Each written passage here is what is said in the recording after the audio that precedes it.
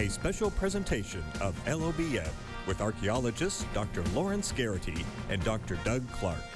Excavating the Bible. Welcome to this edition of Excavating the Bible, what archaeology can teach us.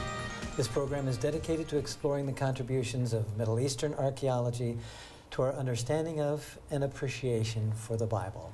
I'm Doug Clark, Director of the Center for Near Eastern Archaeology at La Sierra University in Riverside, California. And with me as co-host, Dr. Larry Garrity, also from La Sierra University, long history and pedigree in archaeology. And we want to talk about Petra. This is the second of 5 editions of Excavating the Bible on Petra. And to help us do that for the Nabatean period, maybe the most prominent period that we see when visitors go to Petra, Dr. Kent Bramlett, Assistant Professor of Archaeology and the History of Antiquity, also at La Sierra University. Now, before we get to Petra, or return to Petra, we have some things on the table in front of us. Some technology, and if one looks to my left, a drone, an octocopter with 8 blades to it. We use this in a number of different ways in archaeology, and this type of equipment has been used in Petra before, in getting particular kinds of photographs. We have other equipment that goes along with it. This is the control box. We have other equipment that we use to record things archaeologically, and Larry gets to stand over there near the older equipment. I wonder why you put me here. It just happened that way. And so the trowel, we don't have a pick here, but the pick and the trowel and the brush. And then Kent, in front of you, is another kind of equipment that you actually used in Petra to record some segments that we will be seeing in this program. Right. This is a Steadicam. So the camera is mounted on top of the instrument here. It's supposed to help you take smooth pictures without, when you're walking, taking pictures and not jiggle too much. I find that's a bit of a challenge, even so. But you can see that you can move your hand, and it sort of balances it. And the weight keeps it steady beneath. And these photographs are okay to take in Petra. Some are not, except by license. Yeah, as long as you don't have a tripod on the ground or you're flying an aircraft drone, you can do anything handheld. Okay. So this was quite all right. Okay. And we did some last summer, and so part of those segments we'll be seeing. We are thinking about Petra, a town, a name, a site that generates all kinds of popular responses. Particularly since it was voted recently as one of the 7 wonders of the world, and a place that has drawn our attention. I mean, we've all stories to tell about what Petra means to us, but we want to look at a particular period, and maybe an overview first, so that we see this from a satellite photo. The town of Wadi Musa, actually the stream bed of Moses, the spring of Moses, Ain Musa, off to the side over here. And then Petra proper with the hike down what is called the Seek. We will take a good look at that momentarily. So here is Petra proper. All kinds of things in here. We'll think about the periods represented. Sehun is a modern village, actually right up here, where the Badul villagers, the Badul Bedouin tribe, was moved out of Petra by the government. Part of a kind of in a way, it's a kind of a gentrification, I guess, to make the place more appealing to tourists, I guess. But these the Badul Bedouin, are the lifeblood of Petra. They make it run. They are the ones who have things to sell. They are working there all the time. And so that was an interesting sort of move from cave living to houses. And then Beda, the Neolithic or the Stone Age site. So we have a number of these things. And if we look at the history represented here, Kent, walk us through briefly what we have in this slide, in this representation. Well, we begin with the Neolithic. So this was a period we talked about in a previous program, about when plants and animals were domesticated. The Edomite settlement we also discussed, and this was sort of the heartland of the Edomites during the Old Testament period, possibly the capital. There's some discussion about location. Today we're talking about the Nabataean period, and we'll talk about who the Nabataeans were and what they did that made them an important people group in the time of the Roman Empire. And we'll continue then later with the Roman occupation, Byzantine, followed by the Islamic and later periods down to the modern rediscovery by the wider world of Petra in 1812, and then the Bedouin community that lives there to this day. So these 5 segments that we're doing on Petra, the first 2 on the first segment, the one we're doing now on Nabatean, then Roman, one of its own, Byzantine, one of its own, and then we'll put these together as a final one. And you will notice, as you look through here, centuries and millennia listed until you get to very modern times. But there is a specific date here, and that's because of a coin minted by the Romans in celebrating their conquest of the Nabataeans. I mean, they cooperated in many ways, but ultimately they took over and minted that coin. And Larry may remember that I was privileged to find a coin at Hespan back in the 1970s. That was one of those coins, minted in 106, the Roman celebration of the conquest of Petra. Everyone was surprised, I think, that the Romans actually conquered, because they saw Petra as a place that was easily defended by just a few people, that narrow gorge that you have to go through to get there. But the Romans outsmarted them, didn't they, and came up the other side, which is very dry, out of the valley where there's no water. They really surprised everybody. It was a masterstroke. Yeah. Which they have been known for doing on other occasions too. So as we think about, actually one thing before we look at this part of a satellite picture of the Seek, the crevice through which people would come, the one that you just mentioned, who were the Nabataeans? What kind of people group is represented in this particular group of people? They're an Arab people, and the Arab tribe, first mentioned, I think, in the 4th century BC, but their prime period is really the 1st century BC down to the 1st century AD. Of course, they existed in the area for much longer. Their wealth, and they were extremely wealthy, came because they controlled the trade routes, the spice route, the incense route coming from Arabia. So from the Yemen area, from the Horn of Africa. Everybody in the Roman Empire needed incense for their temples. This was extremely important. Spices were very important. And so this was the oil wealth, really, of the ancient world. You could sort of make the equivalency. And so you take advantage of the trade route, setting up the caravanserai, or if that's what Petra was at one point, and you're taxing people as they're coming through. Yeah, they came through, and then they would cross to Gaza, or to the coast there, and then hand it off to the Romans, of course, with a good markup. A very good mark. Very good mark. So. Now, the Nabataeans were known beginning, end of the 4th century? I think Pliny, one of our Latin sources, Pliny suggests, 312, something like that? Is it he who provides that date? I've forgotten which of the sources does that. So somewhere near the end of the 4th century BC, up to the 106 date that we're thinking And about. of course, the Nabataeans continued to live on under Roman occupancy. And their influence and their architecture and their presence is known, certainly throughout Jordan. I don't know the extent of that. Could we call it an empire?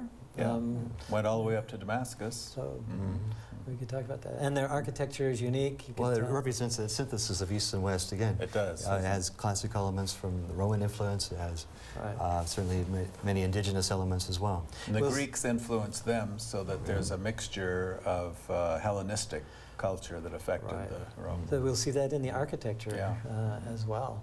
So we have something in the beginning in the 4th century. This is a satellite view. The Petra guest house is over on the right. This is where we stay when we go to Petra. I did just a a few weeks ago. And then one comes down an open area and then enters into what is called the Seek. It's a rock crevice that winds its way down to the Treasury. And when we get there, people might sense a little bit of Indiana Jones music coming on because that is certainly the popular level here. Here we're looking at it more closely, coming through the Seek. We'll take several pictures and we'll show several coming through the Seek. And then it opens up here to this area. The Treasury, or El Khazneh, is right here. And then one goes on to the opening of Petra proper. Now one can see in this slide, there is the Treasury. Here's where it opens up. There is, and we'll come back to this when you're talking about the Roman period, there's a Roman theater here, but the Nabatean remains. These royal tombs, the high place, when Johann Burckhardt, the Swiss explorer, comes to Petra in 1812, he wants to see the high place. And it's on the very last day of his time there that he finally sees the high place. That's going to be important. Several monuments coming down the back side of the high place. And then one of the other spectacular monuments is what is called the Monastery, or a deer. And so one goes up this way, up the trail. It's actually quite a hike. Kent, you do that on a regular basis. I think you carried one or two of your sons this last time. Right. So, but those would be the major Nabatean things. We've got these things from other periods, like Umabayara from the Edomite period. We'll have Roman and other, but primarily the Nabatean ones, and that's what we're interested in this point. So, the entrance to what is called the Seek. So, talk to us about what it means to come into the Seek. Besides, well, you actually already mentioned something about how easy it would be to protect it. So what does it mean, walking? You can see the springing of an arch, can't you, on either side of the photograph coming up there. here. Yeah, goes right over And to there's the one top. actually beginning here. Right. And there's a painter, a British painter, who visited the Middle East. He painted this in the early 1800s, or in the 1800s anyway, and that was still standing then. So an earthquake since his time has destroyed the Roman arch.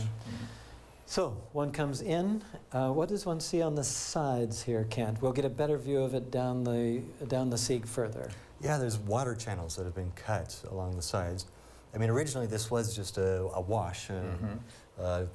You know, seasonally we'd have water flowing through it. So the Nabataeans had to divert the water to go a different direction. They made a tunnel actually for it to go through. But they still had some water, and it would bring fresh water down into the city with these aqueduct systems. When I think of the Nabataeans, I think of the trade routes. You've talked about that. I think about the water, the management of water, limited water supplies, but the management. So they actually could be ostentatious about water. They just had plenty of it because of the way they harvested it. What else? Oh, architecture, of course. Those are the three things that come to my mind, and we'll see some remnants of that and of all of those as we go down. So the continuation of the water channels on both sides. So collecting rainfall that hits the sides of these rocks, right? Very telling here. Now, there is evidence that these were covered over, at least in part of their use, so that the dust and so on, stirred up by the camel trains coming in, would not necessarily. You can see some of the keep original filling it. paving there still. You can't. Well, this would be probably Roman. Did the Nabataeans, do we have it from the Nabataean period? I don't know. I don't know if it goes back that far or not. So we'll certainly have a chance to come back and look at that. And then actually looking straight ahead in the center of this photo, one sees steps. There are steps here, there are steps here, there are steps everywhere going to some place. We don't know what those places are because sometimes they've eroded away, or at least parts of them have broken away. But the Nabataeans, or I guess they're employed, was it a slave kind of employment? Is that what we expect from the Nabataeans? They could certainly afford to hire anybody. Or was it arts? I think was it they hired craftsmen? craftsmen. Yeah. Certainly have extremely high art and architecture in the Nabatean period. Again, some view of the waterways. This is the only kind of transportation involving animals that you can take through the Seek now. It used to be lots of like camels and horses, but that got kind of stuffy. And so of late they've not allowed that. What do we see here? Beginning of a camel train. We do. Yeah, it's been damaged by the erosion from later water washing through, but you can still see the feet of the You camel. can see the feet of the camel here. Yep, and a little bit of the camel above it. Right, and the water channel behind the feet. And Here's the camel driver. Yep. You can see the hump on the camel. Yeah, yeah, and you can, and this actually is an entire train. It's a camel train that extends quite a ways, which is about 2/3, maybe 3/4 of the way down the Sikh, so that it's before you get to the treasury, before you have to pay your taxes, if that's what the treasury really was, really the purpose it had. And there it is. And now we sense the Indiana Jones music coming.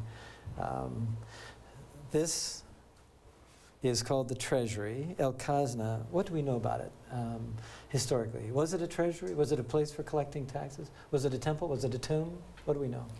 Well, there still is some debate, but we think it's probably the tomb structure of King Itas IV. And there actually is some biblical connection with related to Itas. Let's talk about that. So Itas IV. That was a throne, I mean, a succession of Aritas, Right. 1, 2, 3, 4, and so on. That were, Right. And this one was tied in what ways biblically? New Testament. Right. I mean, we're Paul past talks in his second letter to the Corinthians, toward the end of the book, about his experience, his conversion. And he says that he was in Damascus at the time that Aretas was on the throne.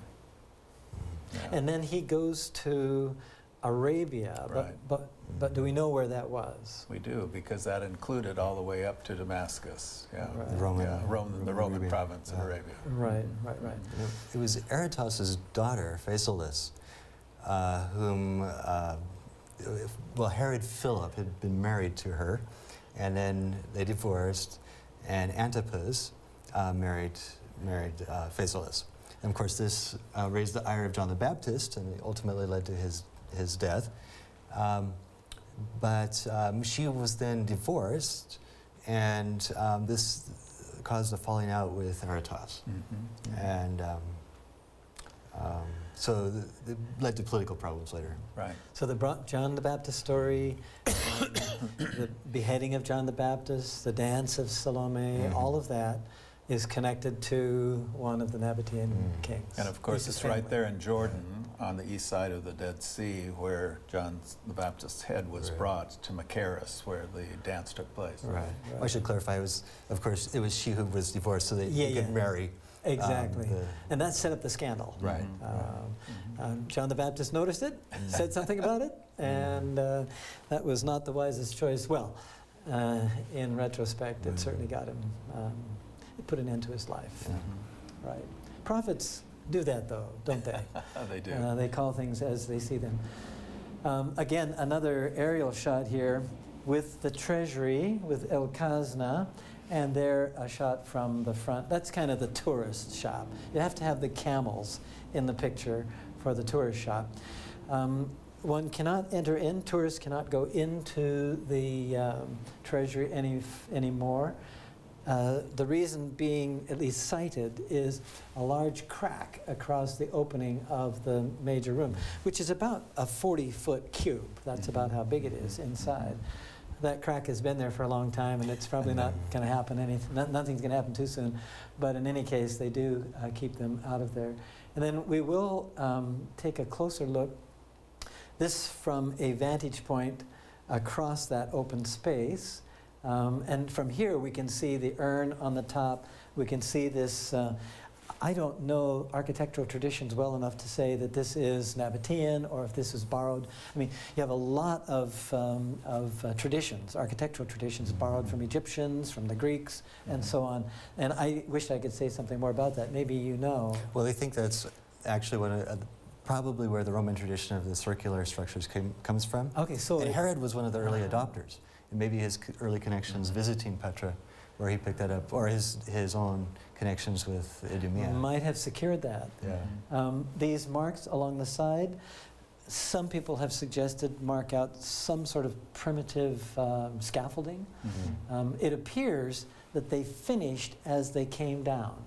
And when you get to the bottom of one of those, this is in the days when tourists could go in, and you look up those lines, they are fairly precise. In other words, all of that is carved out of the solid rock. It's not built with stones that are brought to it, but it's just all natural rock. There's a kind of a general rule of thumb, and I don't know that it's really reliable always, that something carved into rock is more likely to be Nabatean. Something built out of rock is likely to be Roman or other, because they tended to build. But the Nabataeans tended to carve. And this is a spectacular building. There are actually 3 cubicles. The first one is about 40 feet cube. The one on the left and the one on the right are about 30 feet. But you have 3 openings and spaces within this one. And again, a spectacular monument. This is what you can do when you tax trade routes. You can hire the best.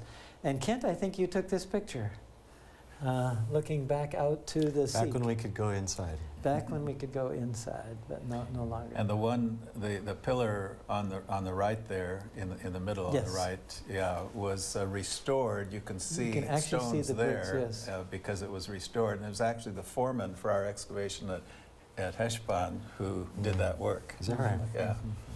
So we've got these archaeological connections with them. The high place. Now, 2 slides here. This is looking to the north, and there is a platform here that is, actually in this picture, is down below the picture. That platform then leads to these stairs, and this is an altar spectacularly located at the top of this hill, a high place. Were high places, biblically speaking, good places or not? Definitely not, because all through the prophets they inveigh against the high places because it's a place of worship of various polytheistic gods that Yahweh didn't approve of. Now there seems to be early in the history, you get back into the Samuel passages and so on, and you get some sort of respect for high places, but they're always associated with the God of the Old Testament. Maybe there's a time in which high places, which were legitimate at one point, especially with the temple and the need to centralize worship, and maybe some sort of abuses that were taking place. But there seem to be favorable speeches, but we lose them in the prophets. The prophets tend to be much more critical because of the polytheism and so on. But this is a spectacular place. I mean, if you have to sacrifice an animal, this is not a bad place.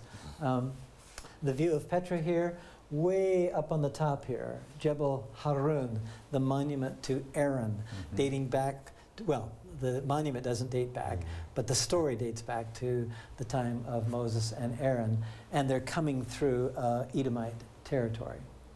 The libation altar right next to that sacrificial altar. And then, Kent, you hike all over Petra. We're just hiking here, and just a couple of pictures of the stone and the color, the steps. This is a great place to go down. Talk to us about these stones. Yeah, or this stone. Petra is noted for its colorful sandstone formations and the layering in it. Those are actually secondary developments, the coloration from minerals. So the reds are from iron oxide, the yellows from sulfur minerals, and the darkest colors, the dark blue to black, is from manganese. And in some locations, you get a little bit of green from copper mineralization. But it's banded due to the natural fractioning of the minerals, much like agate gets banded. And all sandstone deposited over time over the top of basalt. So you have a volcanic foundation, and then over the top of this layers of the sand that then have been eroded away to expose these colorful sands. And it's these sands, of course, that the Bedouin, the villagers, will take and put into jars. And I think you can have all kinds of animals made. And it's always quite exciting. But just spectacular stone. We're looking at a room there, aren't we, that's been carved out by the Nabateans. But the interesting thing about these rooms is that with this, these pick marks, that was to give traction for plaster. And so we think of this as a view. Why would you cover that up? Right. But they would cover it up with plaster, painted on occasion, in different sorts of designs and patterns. And so on. Larry, what is this? This is a Nabataean inscription, which is a precursor to Arabic. It's between earlier Semitic scripts and Arabic. And you see that darker area is where the inscription is, and that is flaking off, leaving the whiter And stone you see some over behind here it. too. Right. It's just exposed. It's just out there. The trail goes right beside it, and when you see it, you'll notice it. One of those David Roberts sketches from the middle of the 19th century of the monastery of Adir, and that's what it looks like today.